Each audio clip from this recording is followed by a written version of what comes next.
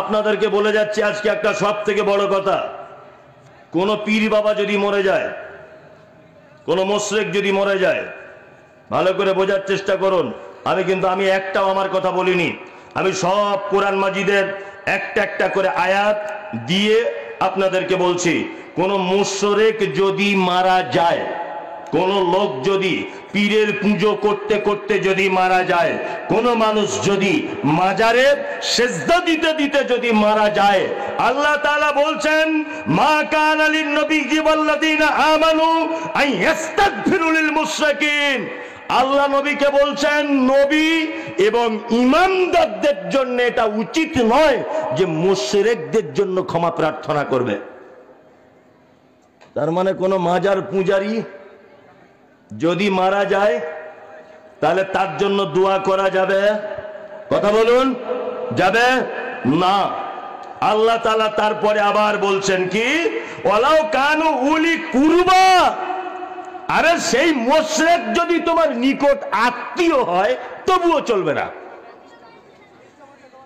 কি বললাম বুঝলেন না? এই দিকে ফেরুন। মুশরিকদের ব্যাপারে আল্লাহ কি বলছেন? আল্লাহ তাআলা বলছেন মা কানা লিন নবিয়্যি ওয়াল্লাযীনা আমানু আন ইস্তাগফিরু লিল মুশরিকিন। নবী এবং মুমিনদের জন্য উচিত নয় যে মুশরিকদের জন্য তোমরা ক্ষমা প্রার্থনা করো। আল্লাহ তারপরে বলছেন ওয়ালাউ কানু উলি কুরবা, যদি মুশরিক তোমার কোন নিকট আত্মীয় হয়, আল্লাহ বলছেন মিন বাদি মা তাবায়্যানা লাহুম আন্নাহুম আসহাবুল জাহিম। এই কারণে তাদের জন্য ক্ষমা প্রার্থনা করা যাবে না, তারা তো নিশ্চিত হয়ে গেছে তারা জাহিম নামক জাহান্নামের অধিবাসী। বিনীত অনুরোধ, যাদের আত্মীয় স্বজন হয়েছে মাজার পূজারী, পীর পূজারী, ফকির পূজারী, ঠাকুর পূজারী, এইরকম কোন আত্মীয় যদি মারা যায়, আপনাকে আমি বিনীত অনুরোধ করে বলবো আপনি তার জন্য ক্ষমা প্রার্থনা করবেন না। আর একটা কথা আপনাদেরকে মাঝখানে বলে রেখে যাচ্ছি, শুনে রেখে দেন। এই কথা পশ্চিম বাংলার কোন বক্তা বলেছে না বলেছে এটা আমার দেখার প্রয়োজন নাই। গ্রামগঞ্জে দেখবেন মাইক নিয়ে কিছু কিছু মাদ্রাসার চাঁদা তুলতে আছে কি আছে না? আছে। এর বেশিরভাগ দেখবেন ইয়া নবী সালাম আলাইকা এই পার্টির লোক বেশি, বুঝলেন না? এই পার্টির লোক বেশি। এই মুমতাজুল ইসলাম আপনার কাছে একটা বড় কথা বলে দিয়ে গেলাম।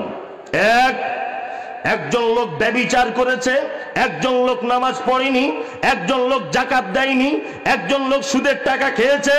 হযরত মুহাম্মদ সাল্লাল্লাহু আলাইহি ওয়াসাল্লাম কোথাও বলেনি যে ওই পাপীকে কাউসারের পানি থেকে বঞ্চিত করা হবে, কিন্তু নবীজি বলেছেন কোন লোক যদি বেদাতি হয় ওই বেদাতীদেরকে কাউসারের পানি থেকে বঞ্চিত করা হবে।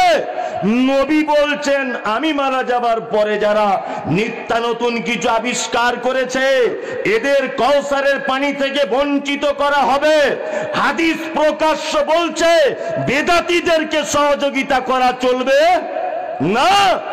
আপনি যদি দেখেন ওই মাদ্রাসা থেকে এসেছে, যে মাদ্রাসায় ছেলে পড়ি এসে বলবে ইয়া নবী সালাম আলাইকা, যে মাদ্রাসার ছাত্র বার হয়ে এসেই বলবে 40-এর খানা করতে হবে, গরু কেনা জায়েজ, যে মাদ্রাসার ছাত্র এসেই বলবে মৃত মানুষ শুয়ে আছে তার পাশে সূরা ইয়াসিন পড়তে হবে, ওই মাদ্রাসার ছেলে ফারেক হয়ে এসেই বলবে যে আহলে হাদিস মানে হচ্ছে ইহুদিদের দালাল, এই সমস্ত মাদ্রাসাতে 1 টাকাও সহযোগিতা করবেন না। কি বললাম বুঝলেন? বেদাতি মাদ্রাসায় 1 টাকা সহযোগিতা করবেন না, কারণ আপনার টাকা খেয়ে যে ছেলেটা বেদাত শিক্ষা অর্জন করেছে ও যদি কিয়ামত পর্যন্ত বেঁচে থাকে, ও যত বেদাত তৈরি করেছে সমাজে তত বেদাতের পাপ আপনার আমলনামাতেও জুটবে, কারণ আপনি বেদাতিকে সহযোগিতা করেছেন তাই।